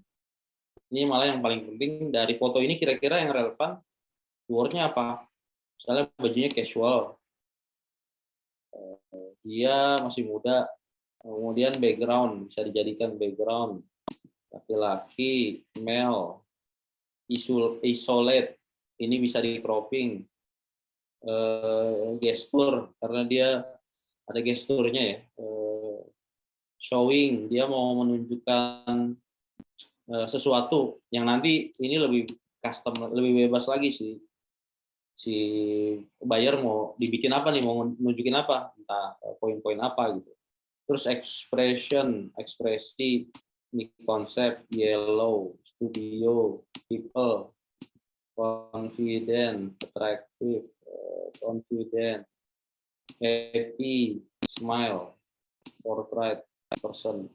Ini kan baru 19 nih. Teman-teman maksimalin ke 50, tapi paling nggak ya 40, 45 masih oke. Terus gimana caranya? Ini kalau udah bingung, teman-teman di sini ada fitur keyword tool. Diklik aja keyword tool, dia akan pakai AI-nya mereka nyari foto yang mirip. Ini kan mirip-mirip nih. Ini checklist saja, dia minimal 3 nanti keluar. Nah, ini keluar keyword suggestion-nya. Jadi saran dari mereka yang relevan dengan foto yang mau diupload ini apa? Idea, number, point, fingers, ada jenggotnya, ada sedikit clothes, fashion, thumb, nggak ada ya. Kemudian copy space. Copy space itu kalau di foto kalian tuh ada space, ada ruangan untuk dimasukkan teks ya. Ada ruang kosong entah di kiri atau di kanan. Itu penting untuk dimasukkan ke keyword. Copy space. Ini copy space. Dan yang lainnya, ini tinggal di attach. Jadi umpama ini udah 50 lah ya. Ini selanjutnya tinggal di submit. Terakhir diklik submit. Untuk di smartphone, kurang lebih sama. Prosesnya sama, isinya sama, cuma paling beda di letaknya aja. Kategori itu letaknya di mana. Kalau ini kan di samping kanan segala macam. Kalau di smartphone ini nggak ada pilihan komersial editorial. Jadi kalau foto komersial itu tidak perlu di checklist apapun. Jadi nanti kalau di foto itu pilihannya cuma editorial, ilustrasi sama mature konten dewasa. Kalau fotonya komersial tidak perlu checklist apa-apa. Oke, ini udah selesai. Sampai submit fotonya ya. Silakan saya kembalikan ke MC Mas Hamzah. Ya, baik. Terima kasih Bang Fajrul atas pemaparan materinya ya. Jadi ada beberapa terkait tentang pengenalan Microstock itu sendiri, terus kemudian diakhiri dengan praktik pembuatan akun dan upload foto ya di Microstock dengan aplikasi atau websitenya Shutterstock. Baik, kita lanjut ke agenda selanjutnya. Ini sudah ada banyak sekali pertanyaan, Bang. Sudah sampai 16 pertanyaan ini sepertinya. Pertanyaan yang awal-awal.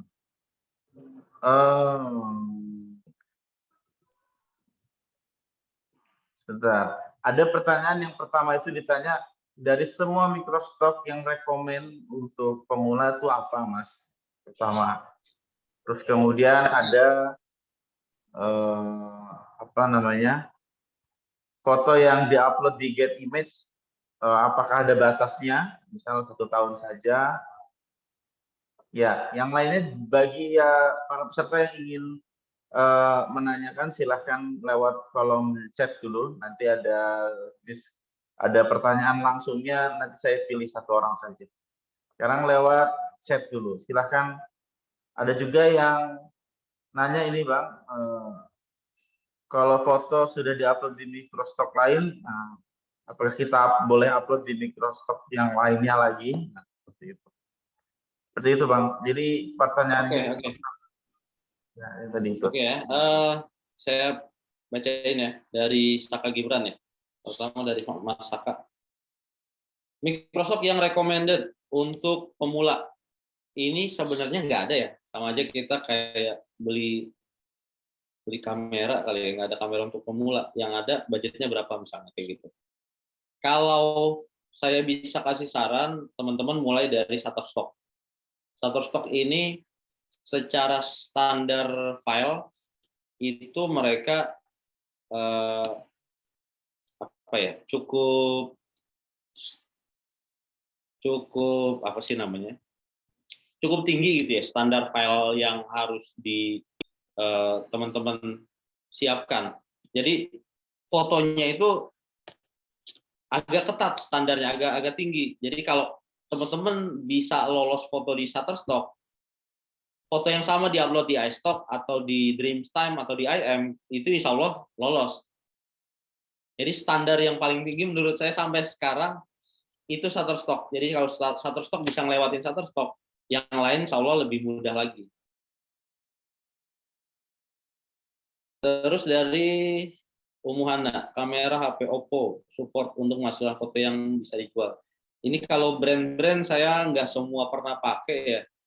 Oppo tuh belum pernah. Saya pernah pakai Xiaomi, cukup oke sih Xiaomi.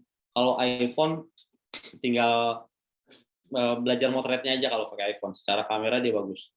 Kalau yang lain saya belum nyobain, dan ya harus dicoba sih, karena banyak juga kamera yang banyak yang lapor ke saya kameranya biasa aja gitu, kamera handphonenya, tapi ada juga yang asetnya bisa lolos, bisa di-approve, bisa dijual di Shutterstock.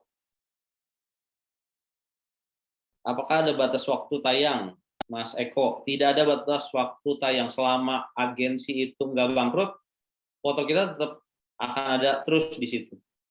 Jadi akan ada selamanya sampai si agensinya tutup. Mas Satoraji, kalau yang mau tanya boleh ini deh, boleh angkat tangan ya, resen ya. Nanti dipersilakan sebentar tapi ya. Saya coba bacain chat dulu. Paling mudah dan simple nguploadnya itu IM. IM menurut saya paling mudah secara proses nguploadnya. Cuma untuk terjualnya marketnya lebih kecil sih daripada di Shutterstock. Shutterstock tuh gede. Yang gede itu Shutterstock, Getty Image, iStock, Adobe Stock tuh lumayan gede karena dia punya perusahaan Adobe, Adobe Family. Terus, bentar, Xiaomi tipe apa yang support? Saya pernah pakai Xiaomi Redmi Note 5, itu banyak juga yang diterima.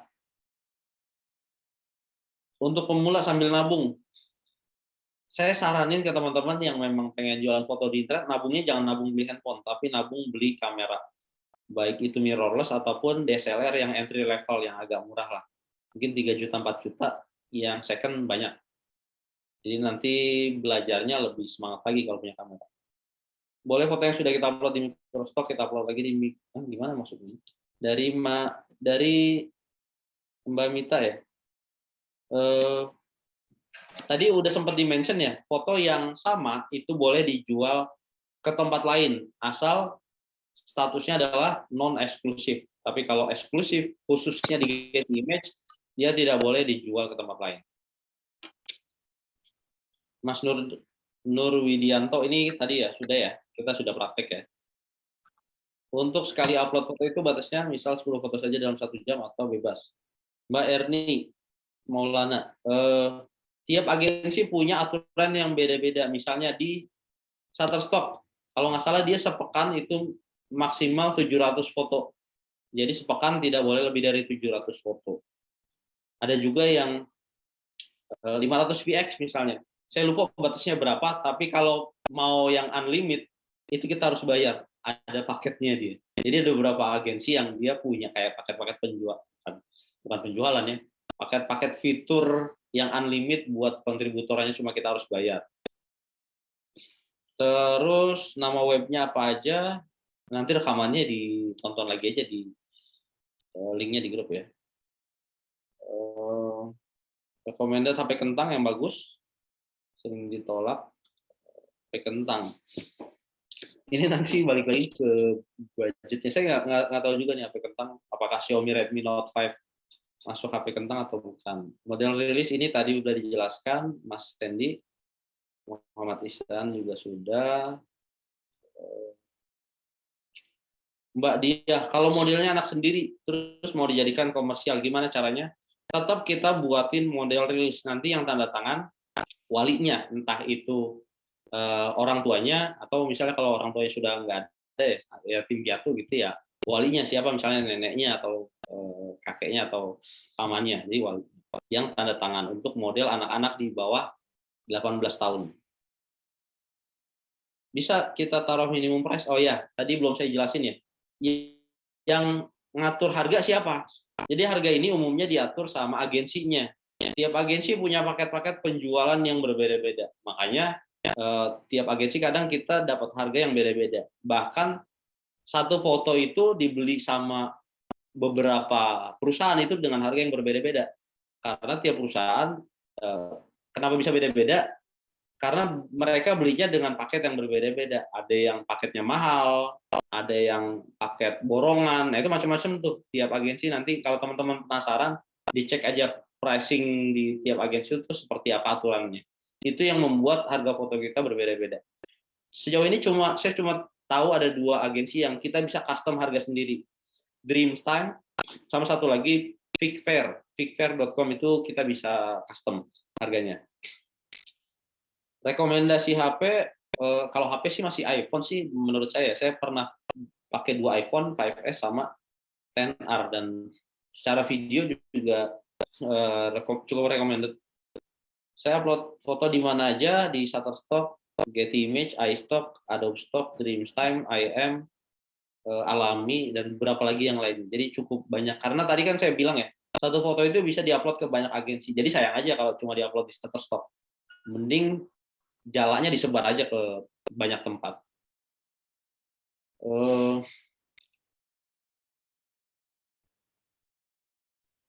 Video seminar nanti linknya di grup WhatsApp ya. Kalau ada yang belum masuk ke grup WhatsApp-nya bisa japri ke adminnya. Di reject masalah fokus, ini kemungkinan di Shutterstock. Sebenarnya bukan masalah fokus di fotonya ya, tapi lebih ke out of focus, tidak fokus di objek utamanya. Jadi kalau kita motret, kan kita motret nggak cuma di sini ya, nggak cuma di gelasnya, tapi banyak gitu ya. Tapi menurut si Shutterstock, objek utamanya ini nggak fokus. Jadi mungkin yang misfokus ya, fokusnya di objek sebelah mana, atau yaitu menurut mereka objek utamanya yang nggak fokus. Terus gimana caranya? Ya ketika motret pastikan objek utamanya fokus, entah itu dikunci dulu, kalau pakai Xiaomi atau pakai iPhone dia bisa dikunci dulu sebelum kita mencet shutternya. Atau kalau misalnya teman-teman yakin ini foto sebenarnya fokus objek utamanya, tapi kenapa masih ditolak? Coba kalian kasih jeda 1 pekan, kemudian upload ulang fotonya. Kalau ditolak lagi, udah selesai. Maksudnya selesai, ditinggal aja, upload foto yang lain. Mana lagi? Cara panen cuannya, Mas Faisal. Itu kita proses jual belinya nanti di-handle sama agensi. Kita tugasnya cuma ngupload, kasih deskripsi, keyword segala macam, ngupload, kasih deskripsi segala macam, terus gitu. Proses marketing fotonya segala macamnya itu di-handle sama agensi. Kita nanti tinggal dapat royalti, dikumpulin, minimum payout, masuk ke PayPal, kita dapat uangnya. Udah gitu aja sebenarnya untuk dapat uangnya. Kita ke Mas Gibran dulu ya. Mas Gibran ini sudah angkat tangan. Silakan Mas Gibran dibuka mic-nya. Iya, selamat siang, Mas. Siang Mas Gibran. Iya, ini saya mau nanya ini. Ada 2 pertanyaan. Jadi, yang pertama, misalkan nih, saya punya objek foto manusia, tapi di foto tersebut tidak terlihat jelas wajahnya. Misalnya, lagi pakai masker, atau foto dari arah belakang, atau dari arah kejauhan. Nah, kalau kayak gitu itu tetap butuh model rilis nggak? Ya, oke. Terus pertanyaan kedua mengenai foto bangunan. Foto bangunan ini ada nggak yang nggak pakai property release, gitu Mas? Oke. Yang pertama, sebenarnya kata kunci yang dikasih sama agensinya, saya pernah beberapa kali baca gitu ya. Apakah orang itu bisa dikenali atau tidak? Sebenarnya itu. Kalau orang itu tidak bisa dikenali, dia tidak butuh yang namanya model rilis. Tapi kalau orang pakai masker tetap bisa dikenali kan. Kalau itu saya gitu. Kalau dia ngeliat foto itu ya itu gua tuh. Tapi kalau misalnya siluet kan hitam semua tuh. Itu kemungkinan tidak bisa dikenali. Tapi kadang saya nggak tahu ini gimana mereka nge-reviewnya, kadang dimintain juga foto siluet udah hitam kayak gitu, itu masih dimintain juga model rilisnya. Tapi umumnya nggak perlu yang namanya model rilis. Jadi itu kata kuncinya dikenali atau tidak. Kadang kita motret dari belakang itu masih dikenali, berarti kita butuh model rilis. Kita motret cuma matanya aja nih, tapi mata bisa diidentifikasi itu mata siapa, jadi bisa dikenali. Gigi, hidung, dulu siapa? Gayus Tambunan, ada yang pernah nggak tahu Gayus Tambunan waktu ke Gap lagi nonton tenis di Bali? Itu salah satu ngecek itu Gayus atau bukan dari giginya. Saya pernah ikut seminarnya Omar Bain Rame, salah satunya dari giginya. Jadi gigi itu bisa diidentifikasi itu gigi siapa. Nah itu kayak gitu tuh bisa jadi patokan kita nih kira-kira kalau cuma kuping aja dikenalin nggak sih? Kuping kayaknya enggak deh. Maksudnya saya pernah ngupload foto anak-anak itu tidak butuh yang namanya model rilis. Atau kalau enggak Mas Gibran atau yang lain paling gampang ini butuh model rilis atau tidak adalah upload dulu aja fotonya tanpa model rilis. Kalau ragu ya, nanti kalau ternyata diminta, oh ternyata butuh. Kalau enggak ya udah selesai. Gampangnya gitu. Terus bangunan yang tidak butuh property rilis, pertama bangunan publik. Bangunan ya publik bukan properti pribadi. Yang kedua sebenarnya tempat wisata yang saya pernah baca aturannya yang masuknya gratis, yang tidak butuh tiket bayar. Saya pernah motret di Kota Tua itu kan gratis tuh Jakarta. Tapi ditolak karena butuh properti rilis. Saya bilang sama mereka kalau itu bangunan publik siapapun bisa masuk ke situ tanpa harus bayar. Setelah dijelaskan baru bisa di approve fotonya. Gitu Mas Anwar. Jadi bangunan publik, terus tempat yang tempat wisata misalnya yang nggak bayar gitu ya, kayak Monas misalnya itu kan nggak bayar dan sebagainya. Candi Borobudur kalau dulu masih bisa di upload. Saya sempat juga ngupload beberapa foto Borobudur, tapi kalau sekarang kayaknya nggak bisa deh, dia tetap butuh ya mungkin karena berbayar itu ya, dia butuh property release. Jadi paling dimasukin editorial, atau saya pribadi agak malas kalau udah hubungannya sama yang kayak gitu, yang rilis segala macam yang agak susah. Gitu Mas Gibran. Lanjut, belum ada lagi ya, saya bacain lagi ya selanjutnya. Ini Mas Ridho, solusi untuk foto yang ditolak alami saat mendaftar. Sebenarnya solusinya pakai foto yang lain yang lebih bagus. Jadi kalau awal belajar fotografi masih biasa, maksudnya masih apa aja dijepret gitu ya. Tapi kalau Mas Ridho mungkin belajar lebih dalam lagi, ya lebih spesifik lah ngejepret, bikin konsep foto apa mungkin itu lebih kemungkinan bakal diterima sama alam. Kemudian setting iPhone. maksimal file fotonya apakah minimal 4 MB? 4 MB itu nggak masalah sebenarnya, karena itu file size-nya kan, jadi nggak apa-apa. 3 MB pun nggak apa-apa, yang penting adalah resolusi fotonya. Jadi aturannya itu bukan megabyte-nya sebenarnya di agensinya, tapi resolusi fotonya megapikselnya. Apakah 4 ke atas atau 4 ke bawah? Kalau 4 ke bawah berarti kan nggak diterima, tapi kalau 4 ke atas itu diterima. Tapi yang pasti yang harus teman-teman tahu, jangan berpatokan sama minimalnya. Pakai atau setting pengaturan handphone kalian dengan resolusi foto yang paling tinggi yang bisa dihasilkan. Kalau di Samsung, saya lupa itu sekitar 12 megapiksel atau berapa gitu ya. Ini tergantung dari handphone teman-teman semua. Pokoknya pakai settingan yang paling tinggi. Nggak usah takut cepat penuh nih ini memorinya. Nggak usah takut gitu, karena ini fotonya mau kita jual ke internet. Kalau kita foto pakai HP hasilnya kurang bagus, edit Lightroom boleh. Jadi editing foto untuk dijual ke internet itu diperbolehkan. Bahkan menggabungkan 2 foto menjadi 1 foto, istilahnya apa ya, digital imaging ya, itu juga diperbolehkan. Yang penting 2 foto ini adalah foto kita sendiri. Bukan 1 foto kita sendiri, satunya ngambil dari internet. Satunya ngambil dari Pixabay, dari Unsplash yang gratis itu. Itu tidak diperbolehkan. Jadi copyright-nya harus punya kita sendiri. Begitu. Jadi nggak ada batasan untuk editing fotonya sebenarnya. Setelah submit diterimanya foto kita itu berapa lama? Umumnya 1-3 hari. Kalau di iStock Getty Image itu lama, bisa 2 pekan. Tapi umumnya di Shutterstock 1-5 hari kalau nggak salah. Tiap agensi beda-beda. Biasanya 1-3 hari itu udah di review sih sama mereka. Upload baiknya ada stok foto langsung upload. Kita tunggu rekomendasi tema dari Microsoft. Mas Fauzan, mending kita nguploadnya langsung upload atau tunggu rekomendasi tema?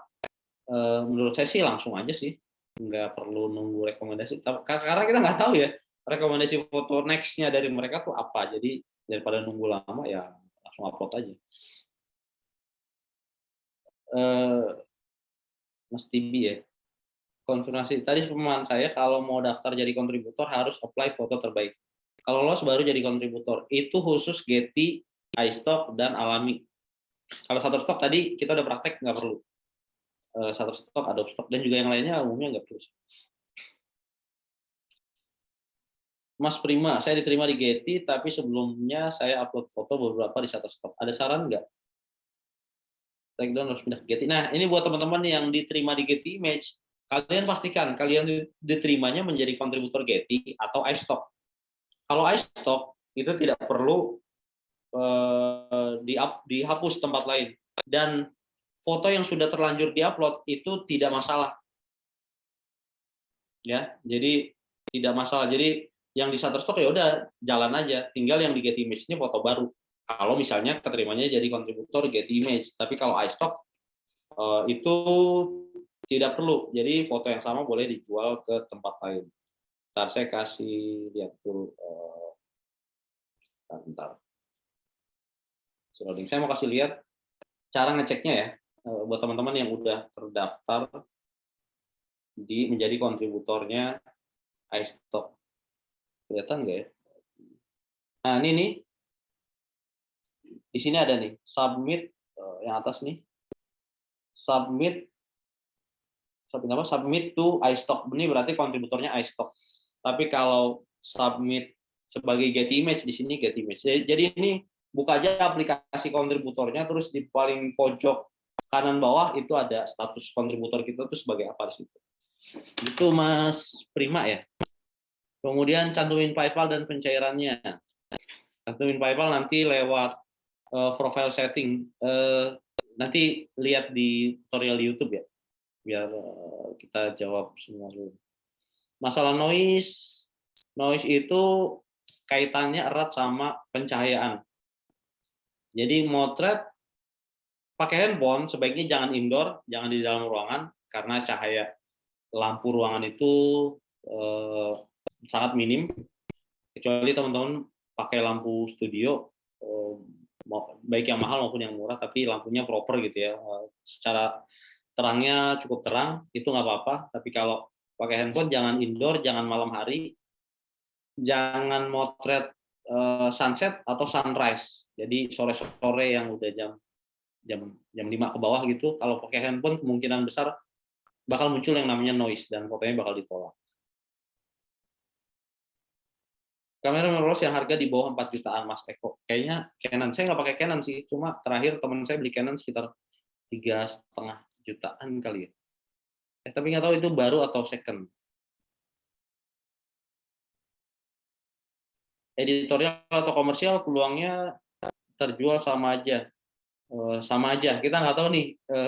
Balik lagi nanti ada hubungannya menurut saya sih dari Rizky ya. Kadang foto editorial tetap aja ada yang beli, komersial banyak juga yang beli. Kalau secara logika kesempatan, karena foto komersial itu bisa dipakai untuk kebutuhan editorial dan komersial, secara logika sih dia lebih besar kesempatan untuk terjualnya.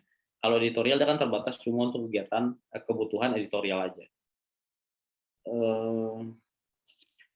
Ini Mas Andy nih, saya upload di IM, fotonya masuk selected for partner.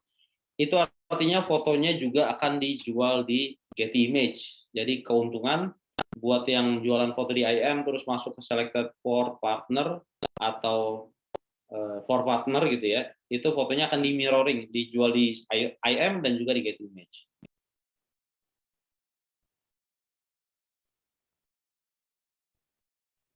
Cara mengelola file ya, saya termasuk orang yang nggak rapih ya. Jadi file foto semua memang saya masukin, saya backup cuma di hard disk, dan secara filingnya kurang pinter saya. Cuma terakhir saya ketemu sama Mas Rizky, kalau teman-teman ada yang follow di IG, dia cukup rapih karena dia programmer mungkin ya, jadi otak kirinya tuh rapi banget.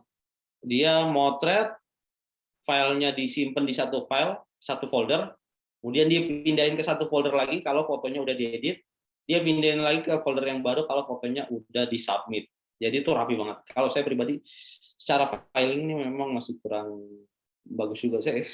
Mas Sato mungkin saya nggak bisa ngasih saran ya untuk filing.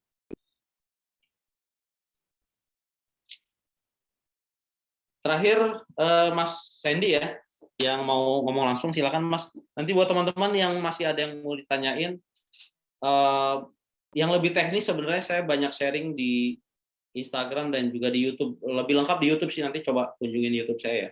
Dan rekaman dari Zoom ini nanti akan di-share sama admin ke grup WhatsApp-nya. Terakhir Mas Sandy silakan Mas.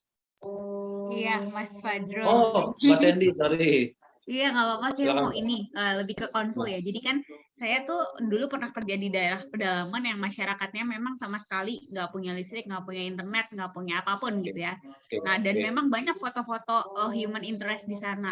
Nah, gimana caranya saya dapat modal rilis ketika untuk ke sana aja sulit dan mereka juga nggak melek teknologi gitu ya. Pening. Oke. Ya, itu aja sih. Untuk model rilis khususnya yang on the spot, kalau tadi kan kita praktek pakai Shutterstock dan itu pertama butuh jaringan internet untuk ngebuat model rilis itu. Bukan jaringan internet tapi lebih ribet lah. Ada yang simple, pakai aplikasi smartphone namanya Easy Release. Ini untuk kemudahan bikin rilisnya dulu ya. Easy Release itu satu aplikasi yang ya berbayar sih memang, sekitar 150 ribuan, bisa dibeli di App Store atau di Play Store, dan itu sangat mudah bikin model rilisnya on the spot, jadi cepet lah. Itu pertama. Kedua, si orang yang kita foto ini mau nggak mau emang harus kita jelasin sih kalau fotonya bakal dijual di internet. Cuma ya begitulah. Jadi bisa-bisanya Mbak Sandy aja untuk ngejelasin ya ke mereka, entah dengan bahasa apa gitu ya. Tapi kurang lebih ya fotonya akan dijual ke internet. Bukan untuk yang macam-macam ya, bukan untuk website-website yang aneh-aneh, tapi untuk microstock agensi. Atau juga pakai entah semi profesional atau apa gitu ya. Kan kalau kita motret model kita harus kasih fee modelnya atau apa gitu ya. Entah bahasanya kompensasi atau apa gitu ke modelnya. Jadi paling sih begitu Mas Sandy. Pinter-pinter kita sih untuk mengkomunikasikan tujuannya ke mereka. Oke, noted. Makasih. Paling tadi minta info yang aplikasi on the spot-nya aja. Oke. Nanti saya di grup ya saya kasih ininya ya, nama aplikasinya atau linknya. Boleh, makasih.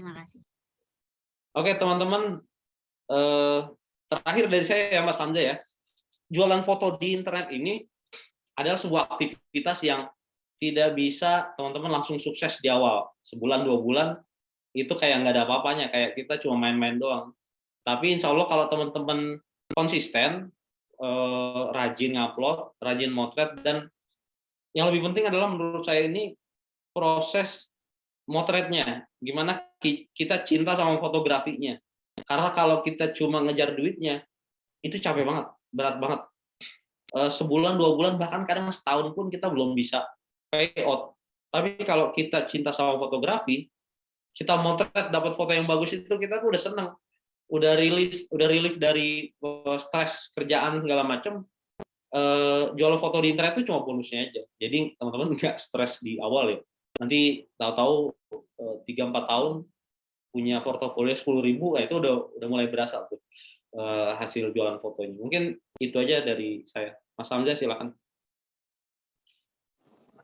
Baik, terima kasih Bang Fajrul. Jadi udah cukup banyak banget pertanyaan ya terkait langsung ke checklistnya tentang jual foto ya. Karena waktu kita sudah menunjukkan kalau di waktu Indonesia Barat 11.46 ya, sudah masuk waktu zuhur bagi yang Islam. Kita cukupkan untuk webinar Microstock jualan foto hari ini. Untuk sisanya pertanyaan lainnya nanti bisa DM ke IG-nya Bang Fajrul @fajrulismi ya, @fajrulisme atau ismi lah. Nah, atau kalau misalnya masih kurang jelas tentang apa yang sudah dijelaskan, ada beberapa tutorial yang ada di YouTube-nya Bang Fajrul dan cukup jelas ya di kupasnya, termasuk yang tadi itu terkait model rilis dan property rilis. Nah, nanti bisa dicek di YouTube-nya Bang Fajrul, bisa dicek di IG-nya. Kalau masih kurang paham juga silahkan DM langsung. Baik, terima kasih untuk peserta Microstock jualan foto hari ini. Kita tutup sama-sama dengan baca hamdalah. Alhamdulillahirabbil alamin. Saya sebagai MC sekali lagi 100% biaya pendaftaran didonasikan ke Komunitas Manusia Indonesia dan akan disalurkan untuk kegiatan sosial kemanusiaan lainnya. Kurang lebihnya mohon maaf, saya undur diri. Assalamualaikum warahmatullahi wabarakatuh. Assalamualaikum warahmatullahi wabarakatuh.